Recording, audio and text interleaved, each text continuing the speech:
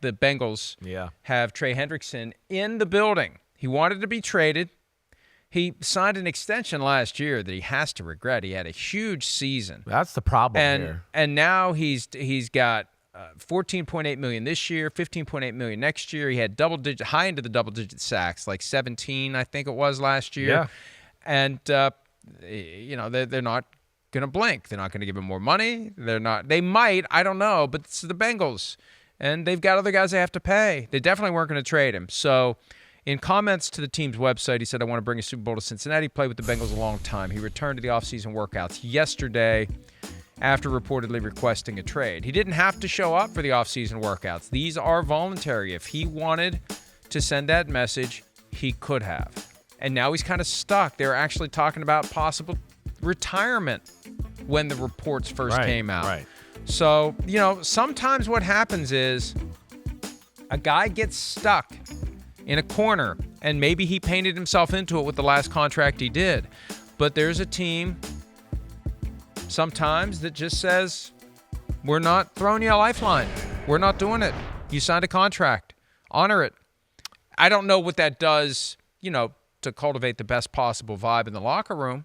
But that happens, and that's what the Bengals seem to be doing. Yeah, it's like this is one where I kind of feel for both sides. I do. I look at it the last year's extension and doing that, right? Hey, it was just a year ago, and you were okay with this, and this appealed to you, and you said yes, and now all of a sudden you want a new deal. Things have changed, and I understand that too because of hey, listen, Trey Hendrickson, he was tied for second in football in sacks. He saw the market go in a different direction. It exploded a little bit. As we talked about with this, DBs and corners where that might not have exploded, pass rusher and that exploded. And he's going to look at it, especially this year, and go, wait, Josh Allen, I had the same amount of sacks as him, right? I've had a better career than him to this point, getting after the quarterback, and he's going to be making, $10 million, $12 million more a year than me, right? So I understand in the hierarchy of pass rushers, he's certainly disrespected there, but a little of that is his doing. And yeah, I don't know what the remedy is here for this situation because I'm with you in the fact that I don't think Cincinnati's the type of organization that's just going to go, oh man, let's tear it up and give him a new big deal and go on from there. I don't see that happening with the Brown family. 4 years with the Saints. In his contract year, he had 13.5 sacks, parlayed that into a deal with the Bengals, and immediately Pro Bowl. 3 Pro Bowl seasons. Why did he do that deal last year? He was coming off of an 8-sack season, but you played right into their hands. He really did. Bet on yourself. I know. Now, sometimes when you bet on yourself, you lose, but he'd be in a much better spot if he hadn't done that deal, and he was riding a 17.5-sack season. It's bad timing. We just paid Burrow. We got Jamar Chase coming up. We'd like to maybe figure out T. Higgins, right?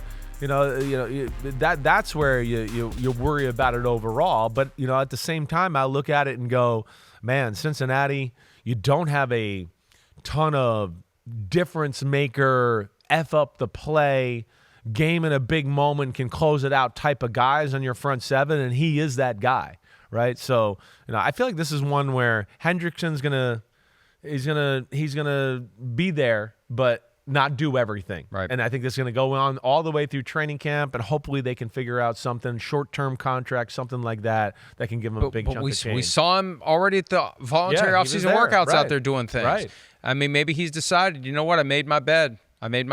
Things could be worse. Yeah, he'll let them know I want more, and they'll try to work it out and that. But yeah, at the same time too, hey, the best leverage is to go out there, kick some butt, have another big year, and now you can really go back to the table and go, wait, it's 2 years of 17 sacks now, and I'm grossly underpaid, and now there's no doubt about it. Hi, it's Mike Florio. Thanks for watching PFT on YouTube. Hit subscribe for the latest news and analysis from Pro Football Talk.